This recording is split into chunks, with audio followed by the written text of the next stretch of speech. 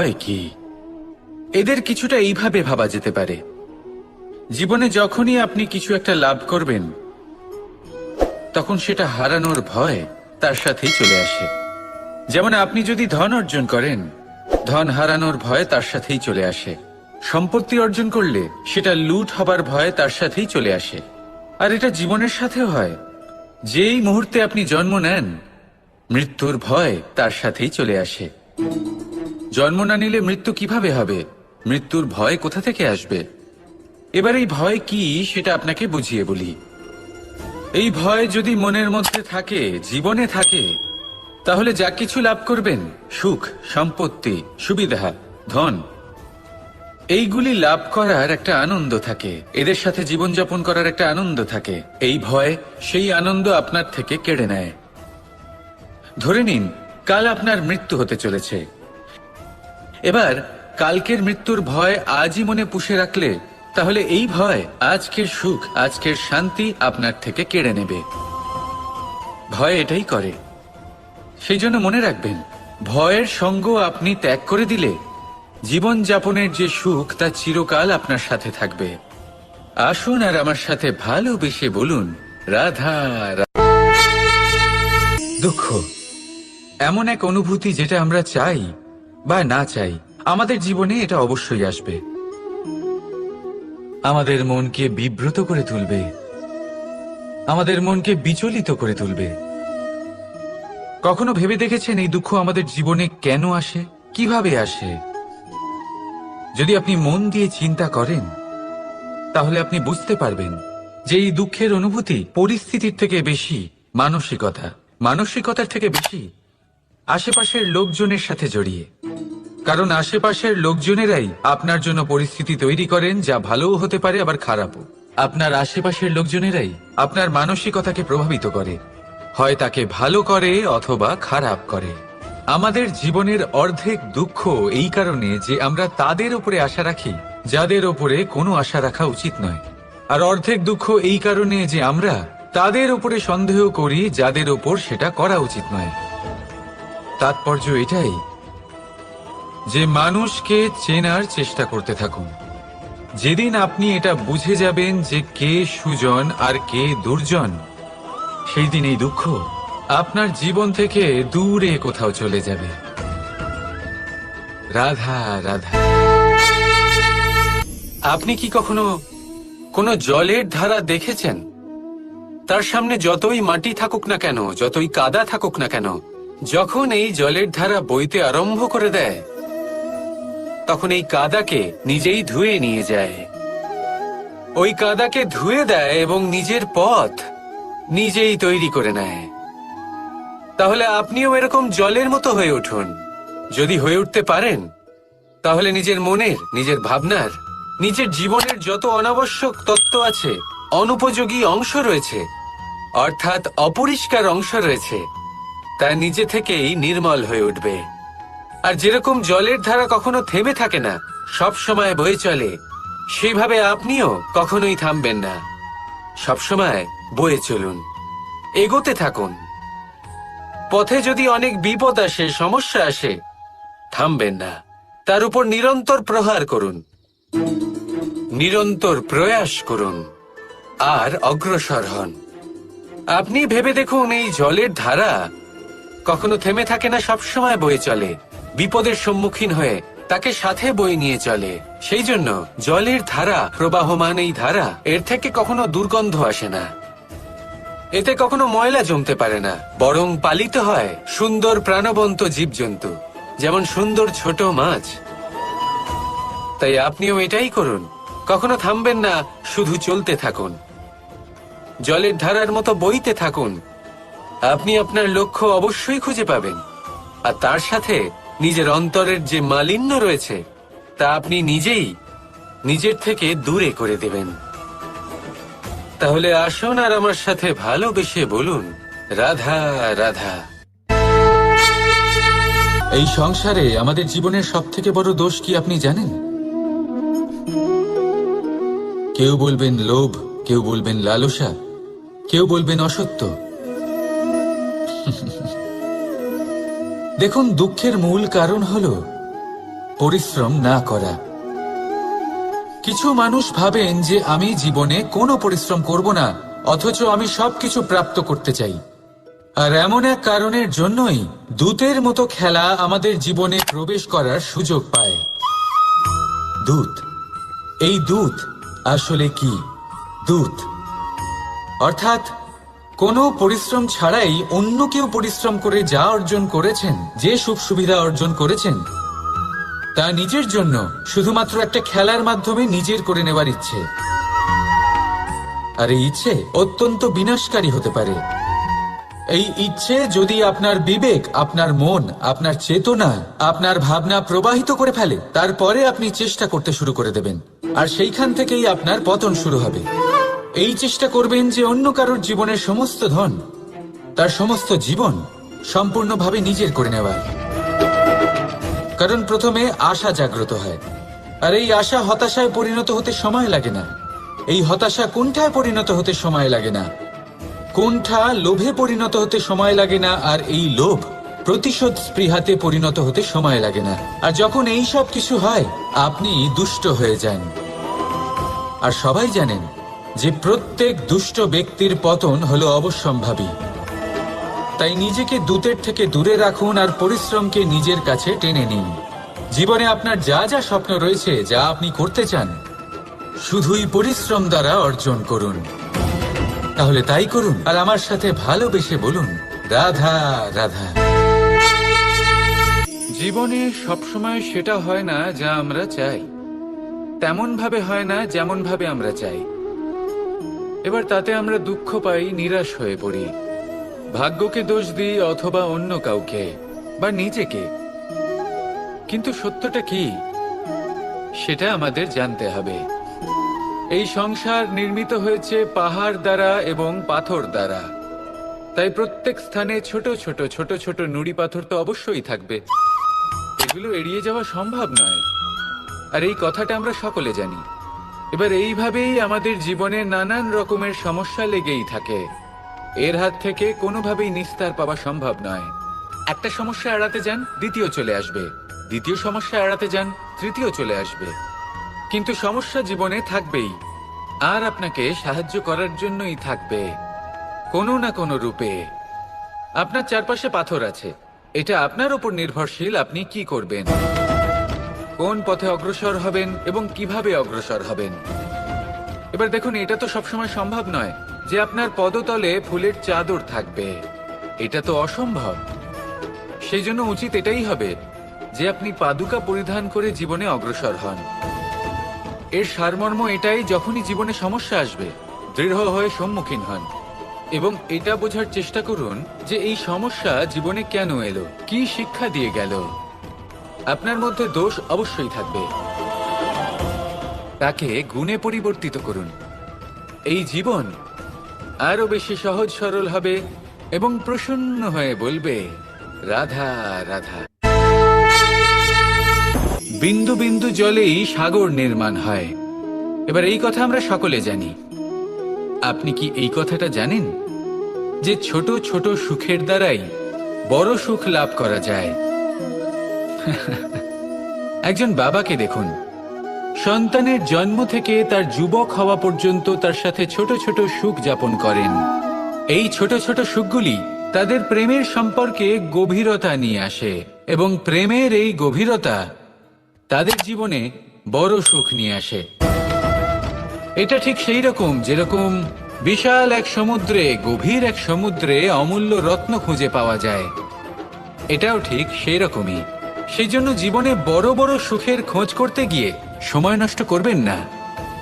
এই যে ছোট ছোট সুখ আছে, এগুলোকে যাপন করা শুরু করুন, এগুলোর আনন্দ লাভ করুন, এগুলো নিয়ে উৎসব পালন করুন, প্রেমের গভীরতা বুঝুন আর এই গভীর প্রেমে মন নিমজ্জিত করুন। তারপরে দেখুন এই মন আর এই জীবন সুপ্রসন্ন হয়ে বলবে, রাধা রাধা। আমাদের মনে যখন কোনো প্রশ্ন ওঠে, কোনো দ্বন্দ্ব জাগে, তখন আমরা যাই আমাদের গুরুর কাছে, আমাদের আরাধ্যের কাছে গিয়ে জিজ্ঞেস করি।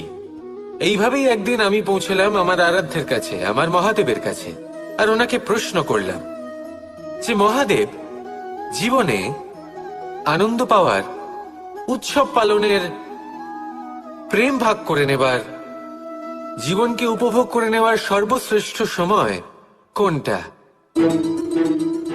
মহাদেব হাসলেন আর উনি বললেন, জীবনে উৎসব পালনের সব থেকে শ্রেষ্ঠ দিন হলো মৃত্যুর ঠিক আগের দিনটা। প্রেম ভাগ করে নেওয়ার সব থেকে শ্রেষ্ঠ মুহূর্ত হলো মৃত্যুর ঠিক আগের মুহূর্ত। জীবনকে উপভোগ করে নেওয়ার সর্বশ্রেষ্ঠ প্রহর হলো মৃত্যুর এক প্রহর পূর্বে। তখন আমি চমকে গেলাম। আমি বললাম, কিন্তু মহাদেব, মৃত্যু তো অনিশ্চিত, আমরা জানিও না কবে আমাদের মৃত্যু হবে। মহাদেব আবার হাসলেন। উনি বললেন যে যদি আমরা এভাবে জীবন কাটাই যে আমরা জীবনের প্রত্যেক দিন, প্রত্যেক মুহূর্ত, প্রত্যেক প্রহর শেষ বলে মনে করি, তাহলে আমাদের সমস্ত জীবন আনন্দের সাথেই অতিবাহিত হবে। কি বলেন? তাহলে আপনিও এই কথা মনে রাখুন আর আমার সাথে ভালোবেসে বলুন, রাধা রাধা। ভগবান। প্রত্যেক কঠিন পরিস্থিতিতে এই নামই আছে যা আমাদের উপায় দিয়ে থাকে। ব্যক্তি যান, ভগবানের পুজো করেন, আরাধনা করেন, ব্রত পালন করেন, মন্দিরে যান, পুজো পাঠ করেন, ভগবানকে জাগিয়ে তোলেন। আর তারপর শুরু হয় সমস্ত প্রশ্ন। হে ভগবান, আমার সাথে এরকম কেন হচ্ছে? কেন আমারই জীবনে এত দুঃখ আছে? আমি কিভাবে এর সম্মুখীন হব? আমাকে কেন এত কষ্ট ভোগ করতে হচ্ছে? হে ভগবান, আমি কি করব? আমাকে সাহায্য করুন, কোনো রাস্তা দেখান।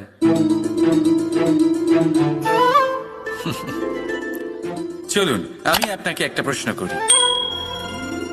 মন্দিরে যাওয়ার চেষ্টা করার আগে আপনি কি জীবনে ততটা চেষ্টা করেছেন যতটা সেই সমস্যাকে দূর করার জন্য দরকার ছিল? দ্বিতীয় প্রশ্ন,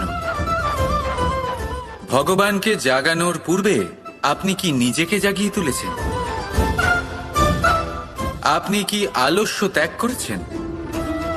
তৃতীয় প্রশ্ন, ভগবানকে জিজ্ঞাসা করার আগে আপনি কি নিজেকে জিজ্ঞাসা করেছেন যে আমি কেন এত অসফল হচ্ছি? যদি না করে থাকেন তাহলে সবার আগে এটা করুন। আপনি সমস্ত প্রশ্নের উত্তর পাবেন, সমস্ত বিপদের পরিত্রাণ পাবেন।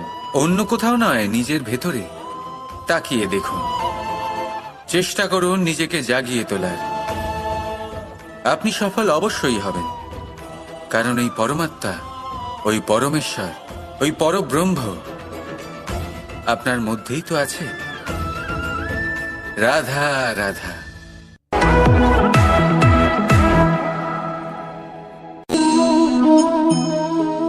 বলুন, কি দেখতে পাচ্ছেন আপনি?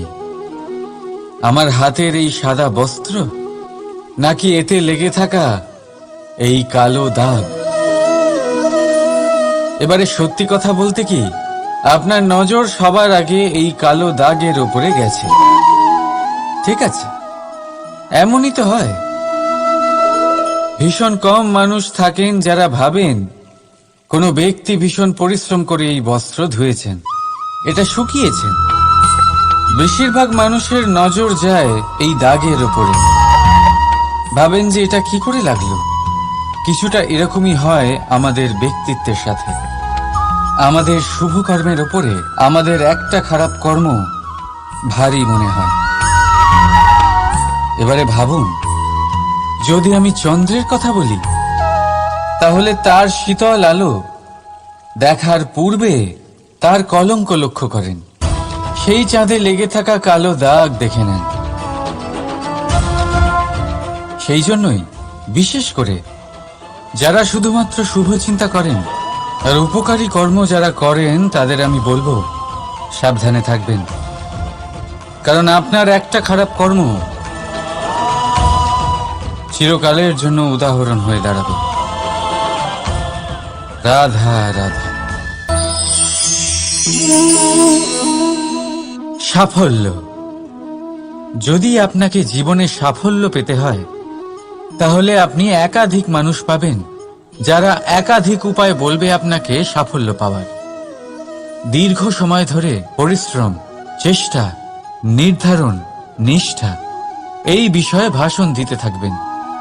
একাধিক রকমের উদাহরণ আপনার সামনে তুলে ধরবেন, কিন্তু আমার এটা মনে হয় আমরা কেন সেই বিষয়ে কথা বলি না যা মানুষকে অসফল করে তোলে। শুধু দুটো ব্যাপার অসফল হওয়া নিশ্চিত করে। শুধু দুই ধরনের মানুষ বেশিরভাগ অসফল হন। প্রথম তারা যারা ভাবে অনেক কিছু কিন্তু কিছুই করে না, আর দ্বিতীয় তারা যারা অনেক কিছু করতে থাকে কিন্তু ভাবনা চিন্তা না করে। ভাবনা আর কর্ম, এদের মাঝে সামঞ্জস্য রাখা খুব জরুরি। যদি এটা থাকে তাহলে জীবনে কখনো অসফল হবেন না। রাধা রাধা। আপনি অনেককে এই কথা নিশ্চয়ই বলতে শুনেছেন, এই ব্যক্তির দৃষ্টিতে দম্ভ আছে, এই ব্যক্তির চোখের উপর অহংকারের পর্দা পড়ে আছে, ইত্যাদি ইত্যাদি।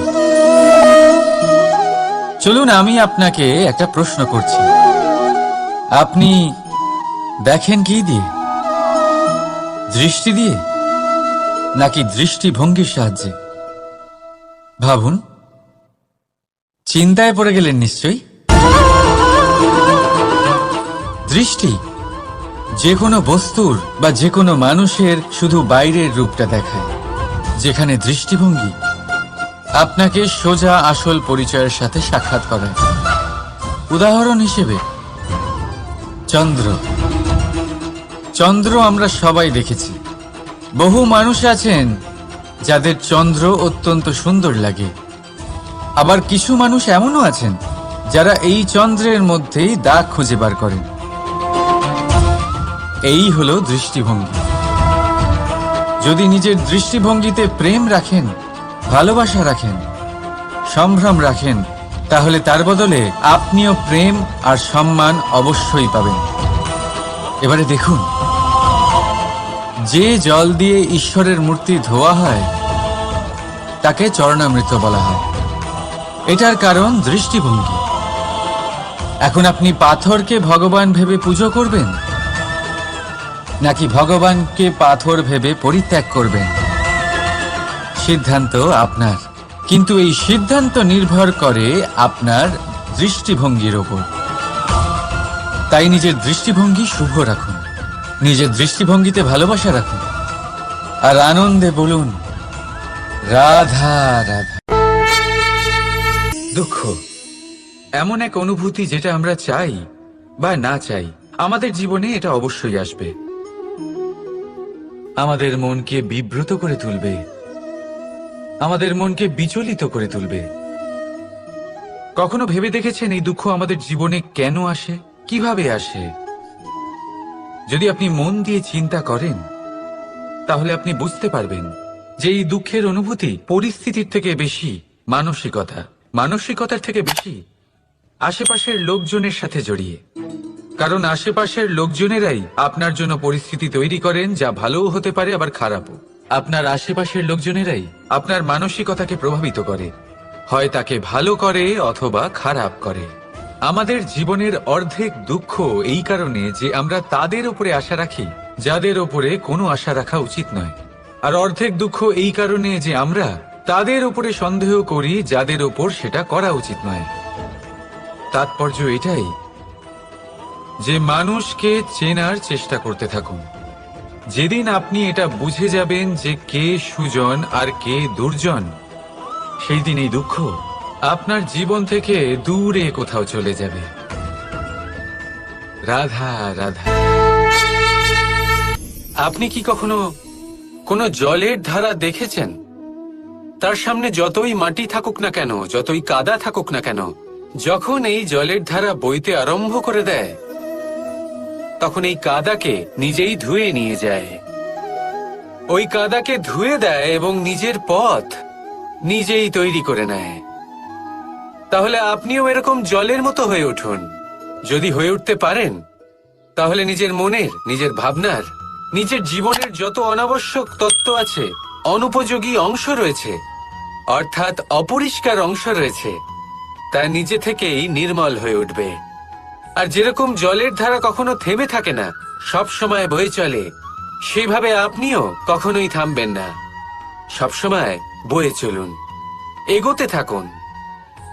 পথে যদি অনেক বিপদ আসে, সমস্যা আসে, থামবেন না, তার উপর নিরন্তর প্রহার করুন, নিরন্তর প্রয়াস করুন আর অগ্রসর হন।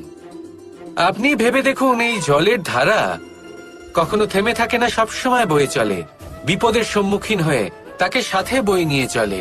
সেই জন্য জলের ধারা, প্রবাহমান এই ধারা, এর থেকে কখনো দুর্গন্ধ আসে না, এতে কখনো ময়লা জমতে পারে না, বরং পালিত হয় সুন্দর প্রাণবন্ত জীবজন্তু, যেমন সুন্দর ছোট মাছ।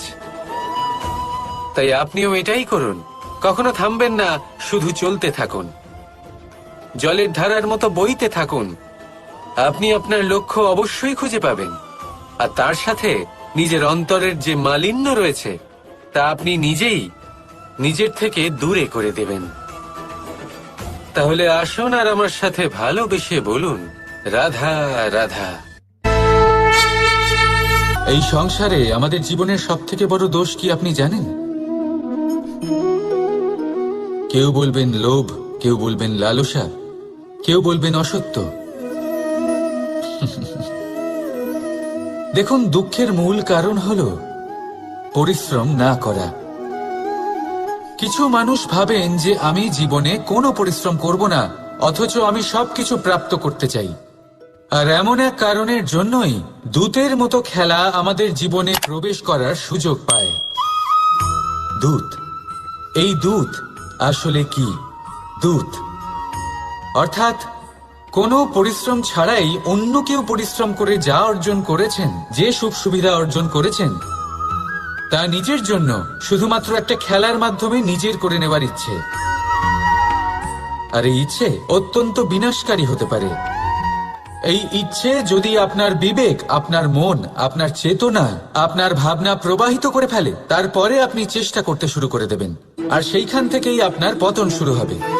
এই চেষ্টা করবেন যে অন্য কারোর জীবনের সমস্ত ধন, তার সমস্ত জীবন সম্পূর্ণভাবে নিজের করে নেওয়ার। কারণ প্রথমে আশা জাগ্রত হয়, আর এই আশা হতাশায় পরিণত হতে সময় লাগে না। এই হতাশা কুণ্ঠায় পরিণত হতে সময় লাগে না, কুণ্ঠা লোভে পরিণত হতে সময় লাগে না, আর এই লোভ প্রতিশোধ স্পৃহাতে পরিণত হতে সময় লাগে না। আর যখন এই সব কিছু হয়, আপনি দুষ্ট হয়ে যান। আর সবাই জানেন যে প্রত্যেক দুষ্ট ব্যক্তির পতন হলো অবশ্যম্ভাবী। তাই নিজেকে দূতের থেকে দূরে রাখুন আর পরিশ্রমকে নিজের কাছে টেনে নিন। জীবনে আপনার যা যা স্বপ্ন রয়েছে, যা আপনি করতে চান, শুধুই পরিশ্রম দ্বারা অর্জন করুন। তাহলে তাই করুন, আর আমার সাথে ভালোবেসে বলুন, রাধা রাধা। জীবনে সবসময় সেটা হয় না যা আমরা চাই, তেমন ভাবে হয় না যেমন ভাবে আমরা চাই। এবার তাতে আমরা দুঃখ পাই, নিরাশ হয়ে পড়ি, ভাগ্যকে দোষ দিই অথবা অন্য কাউকে বা নিজেকে। কিন্তু সত্যটা কি, সেটা আমাদের জানতে হবে। এই সংসার নির্মিত হয়েছে পাহাড় দ্বারা এবং পাথর দ্বারা, তাই প্রত্যেক স্থানে ছোট ছোট ছোট ছোট নুড়ি পাথর তো অবশ্যই থাকবে। এগুলো এড়িয়ে যাওয়া সম্ভব নয়, আর এই কথাটা আমরা সকলে জানি।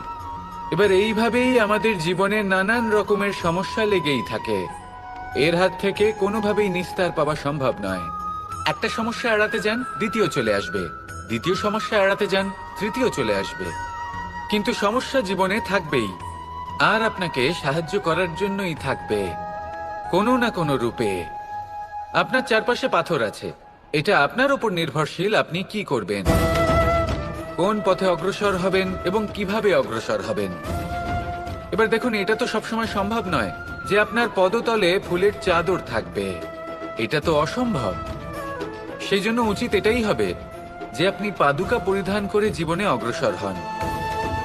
এর সারমর্ম এটাই, যখনই জীবনে সমস্যা আসবে দৃঢ় হয়ে সম্মুখীন হন এবং এটা বোঝার চেষ্টা করুন যে এই সমস্যা জীবনে কেন এলো, কি শিক্ষা দিয়ে গেল।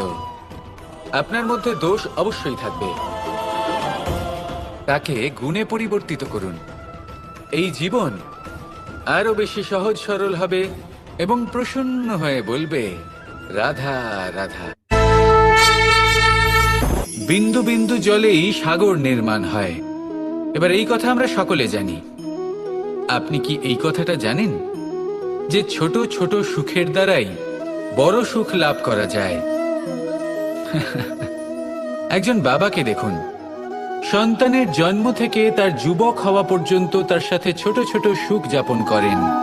এই ছোট ছোট সুখগুলি তাদের প্রেমের সম্পর্কে গভীরতা নিয়ে আসে, এবং প্রেমের এই গভীরতা তাদের জীবনে বড় সুখ নিয়ে আসে। এটা ঠিক সেই রকম যেরকম বিশাল এক সমুদ্রে, গভীর এক সমুদ্রে অমূল্য রত্ন খুঁজে পাওয়া যায়। এটাও ঠিক সেই রকমই। সেই জন্য জীবনে বড় বড় সুখের খোঁজ করতে গিয়ে সময় নষ্ট করবেন না। এই যে ছোট ছোট সুখ আছে, এগুলোকে যাপন করা শুরু করুন, এগুলোর আনন্দ লাভ করুন, এগুলো নিয়ে উৎসব পালন করুন, প্রেমের গভীরতা বুঝুন, আর এই গভীর প্রেমে মন নিমজ্জিত করুন। তারপরে দেখুন এই মন আর এই জীবন সুপ্রসন্ন হয়ে বলবে, রাধা রাধা। আমাদের মনে যখন কোনো প্রশ্ন ওঠে, কোনো দ্বন্দ্ব জাগে, তখন আমরা যাই আমাদের গুরুর কাছে, আমাদের আরাধ্যের কাছে গিয়ে জিজ্ঞেস করি।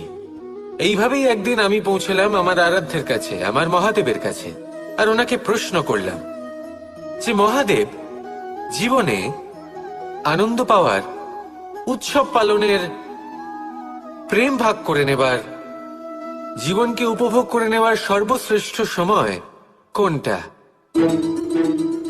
মহাদেব হাসলেন আর উনি বললেন, জীবনে উৎসব পালনের সব থেকে শ্রেষ্ঠ দিন হলো মৃত্যুর ঠিক আগের দিনটা। প্রেম ভাগ করে নেওয়ার সব থেকে শ্রেষ্ঠ মুহূর্ত হলো মৃত্যুর ঠিক আগের মুহূর্ত।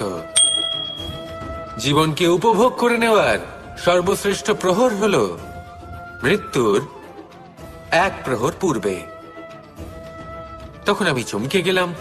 আমি বললাম, কিন্তু মহাদেব, মৃত্যু তো অনিশ্চিত, আমরা জানিও না কবে আমাদের মৃত্যু হবে। মহাদেব আবার হাসলেন।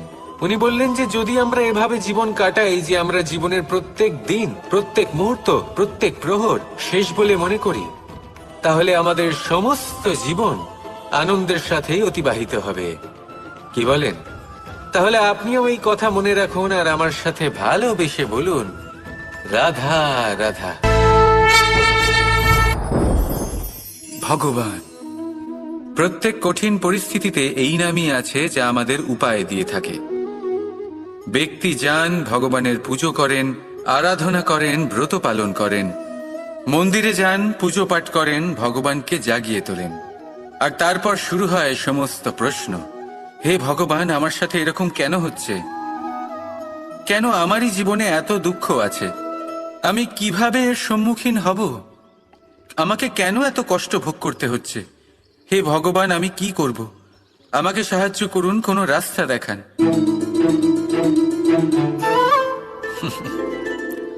চলুন আমি আপনাকে একটা প্রশ্ন করি। মন্দিরে যাওয়ার চেষ্টা করার আগে আপনি কি জীবনে ততটা চেষ্টা করেছেন যতটা সেই সমস্যাকে দূর করার জন্য দরকার ছিল? দ্বিতীয় প্রশ্ন, ভগবানকে জাগানোর পূর্বে আপনি কি নিজেকে জাগিয়ে তুলেছেন?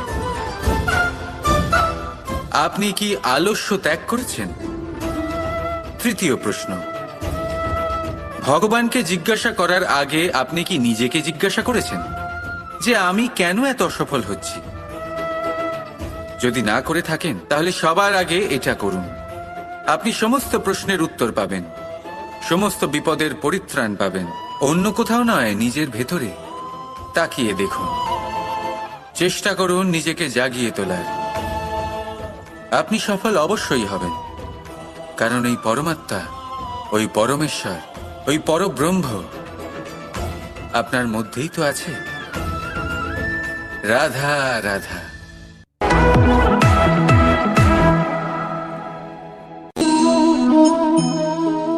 বলুন, কি দেখতে পাচ্ছেন আপনি? আমার হাতের এই সাদা বস্ত্র, নাকি এতে লেগে থাকা এই কালো দাগ? এবারে সত্যি কথা বলতে কি, আপনার নজর সবার আগে এই কালো দাগের ওপরে গেছে।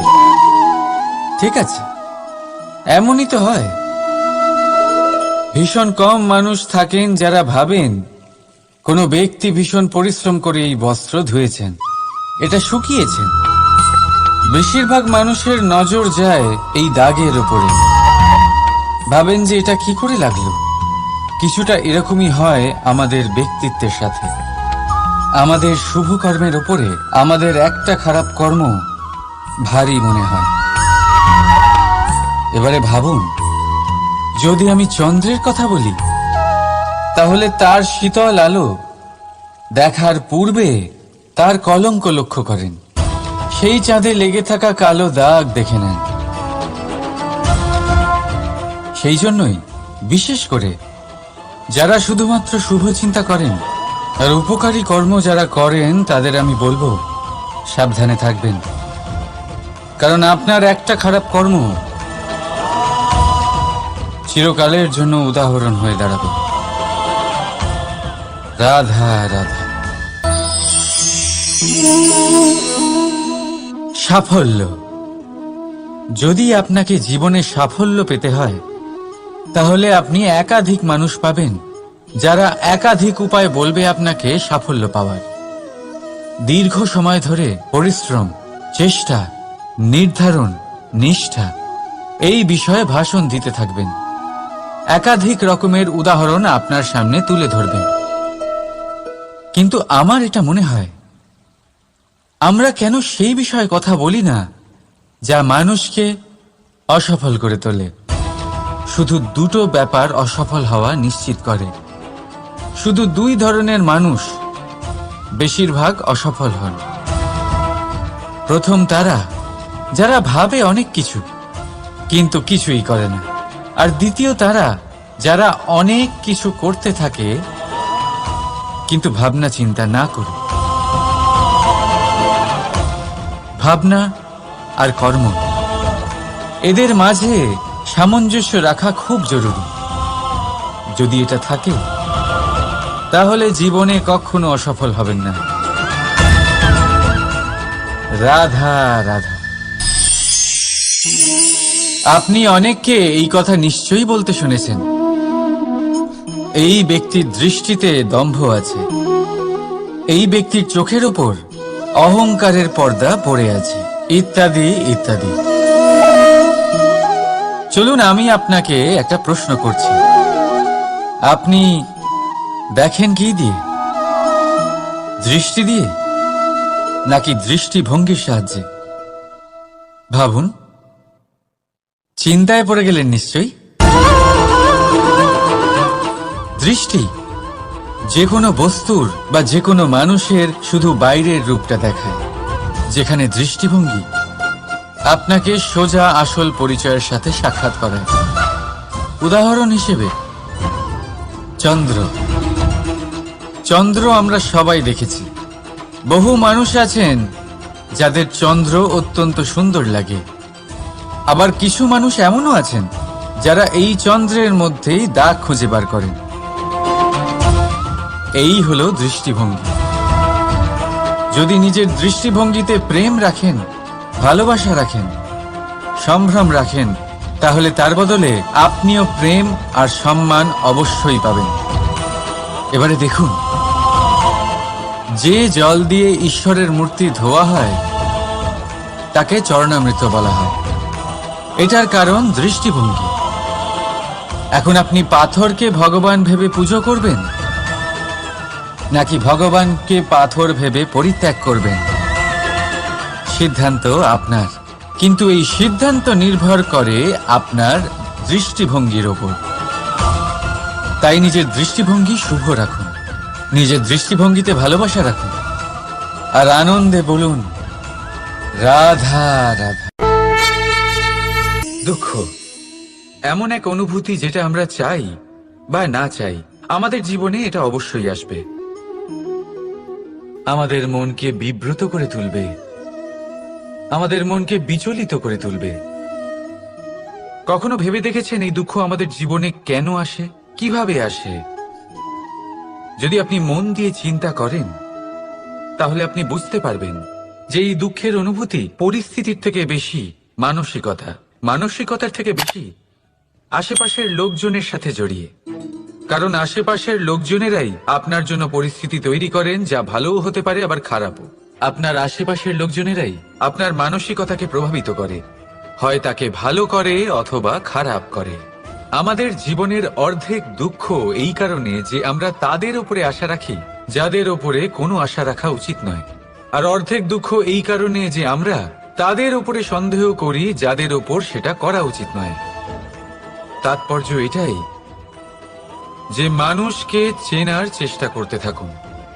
যেদিন আপনি এটা বুঝে যাবেন যে কে সুজন আর কে দুর্জন, সেই দিন এই দুঃখ আপনার জীবন থেকে দূরে কোথাও চলে যাবে। রাধা রাধা। আপনি কি কখনো কোনো জলের ধারা দেখেছেন? তার সামনে যতই মাটি থাকুক না কেন, যতই কাদা থাকুক না কেন, যখন এই জলের ধারা বইতে আরম্ভ করে দেয়, তখন এই কাদাকে নিজেই ধুয়ে নিয়ে যায়। ওই কাদাকে ধুয়ে দেয় এবং নিজের পথ নিজেই তৈরি করে নেয়। তাহলে আপনিও এরকম জলের মতো হয়ে উঠুন। যদি হয়ে উঠতে পারেন, তাহলে নিজের মনের, নিজের ভাবনার, নিজের জীবনের যত অনাবশ্যক তত্ত্ব আছে, অনুপযোগী অংশ রয়েছে, অর্থাৎ অপরিষ্কার অংশ রয়েছে, তা নিজে থেকেই নির্মল হয়ে উঠবে। আর যেরকম জলের ধারা কখনো থেমে থাকে না, সব সময় বয়ে চলে, সেইভাবে আপনিও কখনোই থামবেন না। সবসময় বয়ে চলুন, এগোতে থাকুন। পথে যদি অনেক বিপদ আসে, সমস্যা আসে, থামবেন না, তার উপর নিরন্তর প্রহার করুন, নিরন্তর প্রয়াস করুন আর অগ্রসর হন। আপনি ভেবে দেখুন, এই জলের ধারা কখনো থেমে থাকে না, সবসময় বয়ে চলে, বিপদের সম্মুখীন হয়ে তাকে সাথে বয়ে নিয়ে চলে। সেই জন্য জলের ধারা, প্রবাহমান এই ধারা, এর থেকে কখনো দুর্গন্ধ আসে না, এতে কখনো ময়লা জমতে পারে না, বরং পালিত হয় সুন্দর প্রাণবন্ত জীবজন্তু, যেমন সুন্দর ছোট মাছ। তাই আপনিও এটাই করুন, কখনো থামবেন না, শুধু চলতে থাকুন, জলের ধারার মতো বইতে থাকুন। আপনি আপনার লক্ষ্য অবশ্যই খুঁজে পাবেন, আর তার সাথে নিজের অন্তরের যে মালিন্য রয়েছে তা আপনি নিজেই নিজের থেকে দূরে করে দেবেন। তাহলে আসুন আর আমার সাথে ভালোবেসে বলুন, রাধা রাধা। এই সংসারে আমাদের জীবনের সবথেকে বড় দোষ কি আপনি জানেন? কেউ বলবেন লোভ, কেউ বলবেন লালসা, কেউ বলবেন অসত্য। দেখুন, দুঃখের মূল কারণ হলো পরিশ্রম না করা। কিছু মানুষ ভাবেন যে আমি জীবনে কোনো পরিশ্রম করব না, অথচ আমি সবকিছু প্রাপ্ত করতে চাই।